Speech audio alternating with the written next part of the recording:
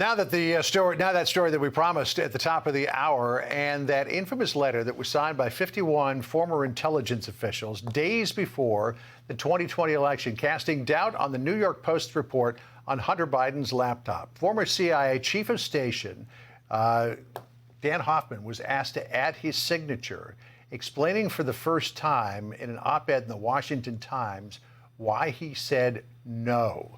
Dan Hoffman is a Fox News contributor, and he joins us now. Dan, this is my most interesting story of the day. I read this op-ed, and I thought, why didn't you tell us like a long time ago here? So this letter went out, we famously know, and here's what the basic finding was, that the Hunter Biden laptop story has, quote, all the classic earmarks of a Russian information operation. You had this letter circulated to you. They asked for your signature. You said no. Why? Right. I remember I got the letter October 18, 2020, and at first glance, it seemed natural to lay the blame at the Kremlin's doorstep. Remember, Vladimir Putin is in the Kremlin, and he's well known for cloak and dagger espionage operations. But at the same time, there was no evidence, and the letter noted there was no evidence. And I just felt like we needed to do the forensics. It was a very convoluted story. Folks will recall that there was a laptop found at a store in Delaware. And I remembered at CIA, when we didn't have all the answers, we would task our sources to get more information so we could be more definitive. And I felt like in this case, the FBI could do those forensics, and it was not up to us to speculate. So I didn't sign the letter. I typically don't put my name to other people's words. My wife was in her late in her third year of fighting cancer, and I didn't have the time to go back to Michael Morell and ask him what the point was about the letter. So I just left it and didn't sign the letter and didn't respond. And we are still, to this day, so sorry for the loss of your dear wife.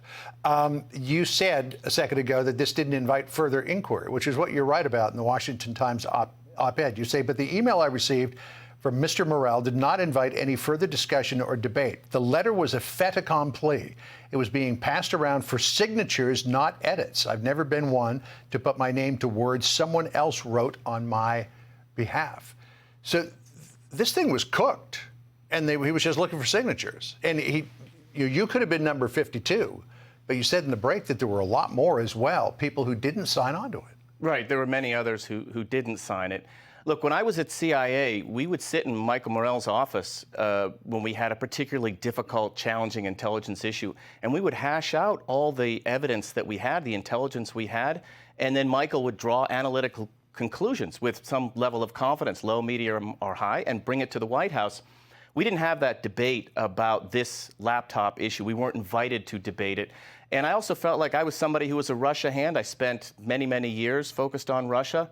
And I was a little surprised that I and others who had that same experience weren't involved in even discussing whether such a letter was worth writing. Now, during the debate, the one debate of the 2020 election campaign, now President Biden, then candidate Biden said, as we showed at the top of this, 50 intelligence officers signed on to this letter saying it was a classic Russian disinformation campaign. You write in your op-ed, the American public should be careful to distinguish between retired and actively serving U.S. intelligence officers. Explain. Well, the part that I didn't know, and I'm assuming that my former colleagues who signed the letter probably didn't know either, was that Michael Morell had discussed the laptop issue with then campaign advisor Tony Blinken. So Michael was aware of the campaign's interest. And there's a straight line from that to the letter to the debate and the comment from then candidate Biden about the laptop. And so the point that I made in the op-ed is, look, if you're serving actively at the CIA, we vote, but look, we serve under presidents for whom we voted and those for whom we didn't. When I served in Iraq, look, half of us probably voted for President Bush and the other half didn't. It doesn't matter. We're focused on our sacred mission of recruiting spies and stealing secrets and delivering the best analytical conclusions we can to the president, and that's what we do. But retired intelligence officers who wish to engage politically can do so as long as they don't reveal classified intelligence. They're free to speak their mind.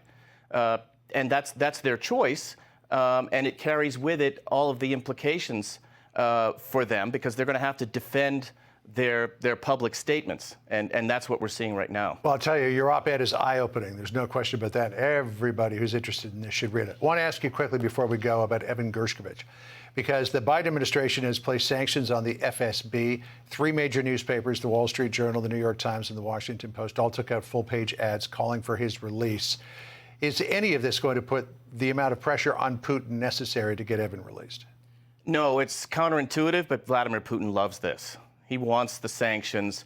He wants the demands that we release him because it just drives up the price that Vladimir Putin is going to demand in return.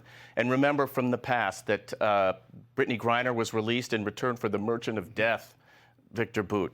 And so what I'm thinking, based on my experience, is that Vladimir Putin sees one of his intelligence officers, an illegal, that's a deep cover Russian military intelligence officer, Sergei Cherkasov, who was recently detained in Brazil, was using a false identity, graduated from Johns Hopkins School of Advanced International Studies, and was on his way to The Hague for an internship at the International Criminal Court. So that's a good bit of operational success for Vladimir Putin. Well, he's been detained, and the United States has requested his extradition. And so I think out on the horizon, probably Vladimir Putin sees that he might want to make a trade. And that's why I think Evan was detained wrongly, obviously, on charges of espionage, because Vladimir Putin sees 2 pawns on the chessboard, and he's going to want to make a trade. All right, so Evan is the chip for Cherkasov. Right. All right. Dan, it was great to get insight from you on this. Again, why'd you wait 2 years?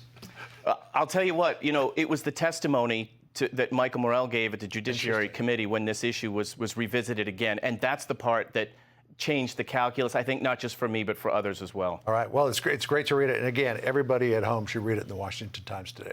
Dan, as always, thanks so much. All right. I'm Steve Doocy. I'm Brian Kilmeade. And I'm Ainsley Earhart. And click here to subscribe to the Fox News YouTube page to catch our hottest interviews and most compelling analysis.